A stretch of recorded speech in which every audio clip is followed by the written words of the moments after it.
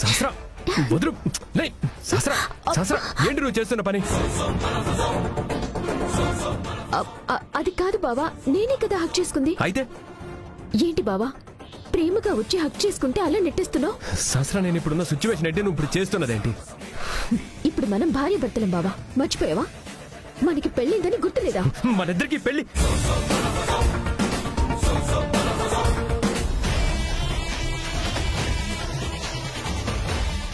అమ్మా, నేను గుడికి వెళ్ళొస్తాను. అమ్మా నాకు చిన్న పని ఉందమ్మా, నేను వెళ్ళొస్తాను. ఇప్పుడెక్కడికి వెళ్తున్నావు విహారీ? ఆఫీస్లో వర్క్ ఉందమ్మా, నేను వెళ్ళొస్తాను. నువ్వు వెళ్తావు, మళ్ళీ తిరిగి ఇంటికి రావు. నేను రానివ్వను.